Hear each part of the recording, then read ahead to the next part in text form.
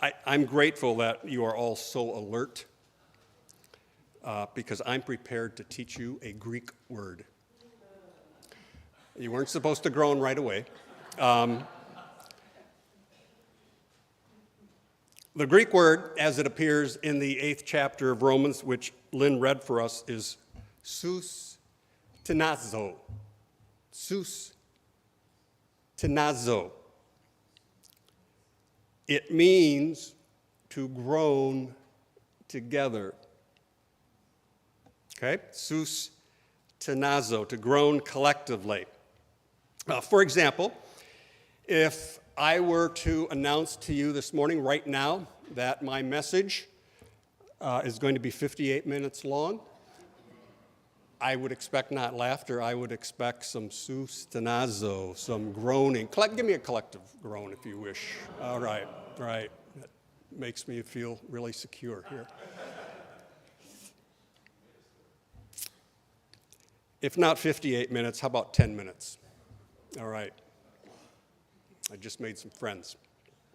Sustenazó means collective groaning, and I'll start with suggesting that we've experienced sustenazó many times in our nation's history. Collective grieving, collective groaning, the assassination of JFK.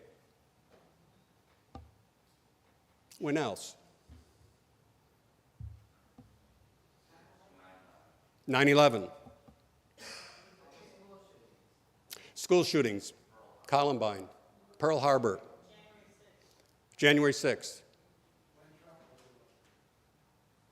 I don't know if I can say that, but some more? Pulse nightclub, Hurricane Katrina. All of those were occasions when the word sustenazó is most appropriate, most apt, to grieve, to groan collectively. In the 8th chapter of Romans, which Lynn again read for us, Paul employs this Greek word, sustenazó, attributing it not to human groaning, not to people groaning, but to creation groaning. The earth groans. The earth groans collectively. A groaning which is not unlike we know to be true and present today. We know some things about sustenazó. The British publication, The Guardian, reported recently that every day the Amazon rainforest is stripped of 10,000 acres. I had to look that up to make sure. That's 15 square miles a day. Sustenazó. Creation groans. One garbage truck full of plastic is dumped into oceans every minute. Let that sink in. 13 million tons of plastics every year that elicit from the oceans sustenazó. The oceans groan.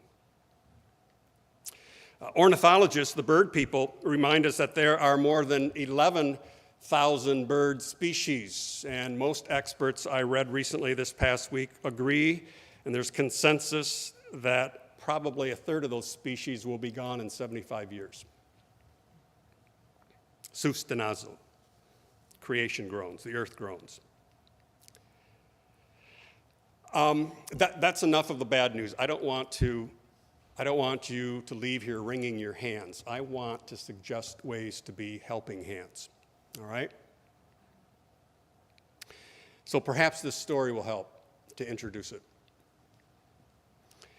In the winter of 1988, 55,000 Soviet Armenians died in one of the world's worst earthquakes. At 11:30 in the morning, Susanna Petroisen and her 4-year-old daughter were visiting Susanna's sister-in-law to try on a dress.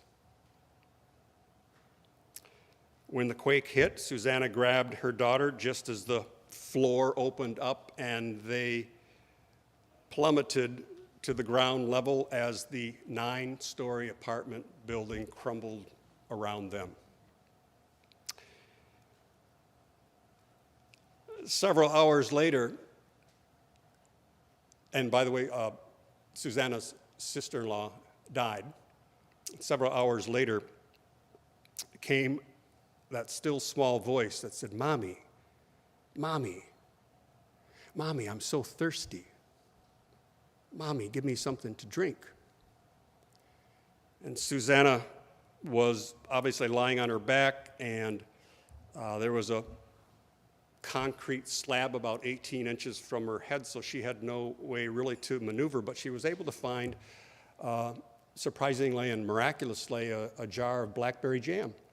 And she gave it to her daughter, and in 2 days the jar was empty. And sometime later came that cry from her daughter, "Mommy, Mommy, I'm so thirsty. I'm so thirsty. Mommy, give me something to drink. Mommy, cut your finger." Susanna managed to find a shattered piece of glass, and that's exactly what she did. She cut the index finger of her left hand and put it to her daughter's lips for her to suck the blood. That lasted for a while. And the cry came back, "Mommy, Mommy, I'm so thirsty. Give me more blood." Susanna can't remember how many multiple times she cut into her hands, but she eventually cut 8 of her fingers multiple times in order to save her daughter. And after a week and a day, they were finally rescued. Now,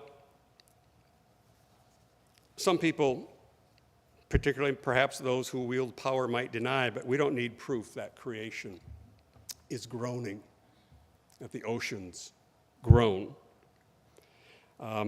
I visited some websites this past week, like the Center for Biological Diversity, which I would highly recommend, to the U.S. Fish and Wildlife Service, which I would recommend, to the American Bird Conservancy, to Earth 911. And they all stay informed about creation's groaning, the Earth's groaning. So my question is, what do we, as good people, and as a church in the front lines, what are we, as good people with big hearts, what are we willing to do? Much of which we are already doing. Susanna Petroisen was willing to cut her 8 fingers multiple times to save her daughter. And I'm wondering to myself, as I wondered to myself most of this past week, what's the equivalent of us cutting into our fingers in order to come to the aid of a groaning planet? It's a heavy topic, and so much we're doing already. So I ask it in the form of a question. What would be the equivalent of cutting into a finger in order to prevent a toxic chemical from being dumped in the poorest part of southwest Michigan, even if it wasn't in our zip code? That's a biggie. What would be the equivalent of cutting into a finger in order to preserve a beach, a sand dune, a walking path? What would be the equivalent of cutting into your finger in order to save a groaning waterway or a threatened eagle's nest? What would be the equivalent of cutting into your finger in order to keep a public park open and safe? Or what would be the equivalent of cutting into your finger in order to support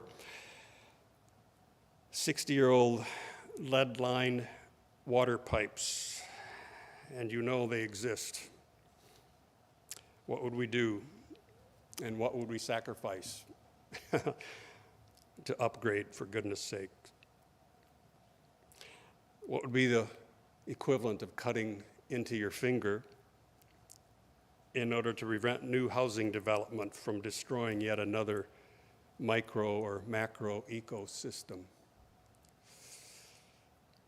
What would be the equivalent of cutting into your finger in order to stand at a highway overpass and protest your guts out?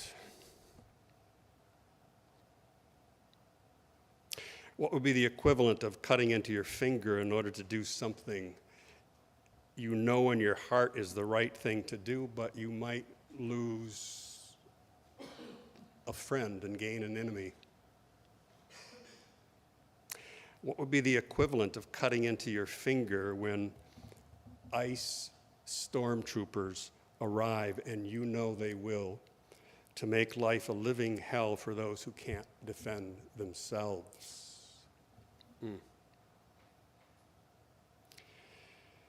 There's a lot of sustenazó in our world, and you are a church far more advanced than the majority of congregations in this country to do good stuff. Learning about plastics today is included in learning about good stuff and doing good stuff. Don't get discouraged. Don't become blasé. Keep doing what you're doing and be an example for this groaning planet and for the groans of creation. There's a Chinese question. When's the best time to plant a tree? Yes. 20 years ago. Come on, 20 years ago. When's the next best time to plant a tree? Today. Thanks for listening, and mostly thank you for all the many ways, the many, many ways you come to the aid when the earth groans. You are a congregation on the right track, and it takes commitment. It's not a short-term adventure, it's a lifelong endeavor. So thank you. Pat yourself on the back, and let's keep it going. We're proud to be your pastors. Amen.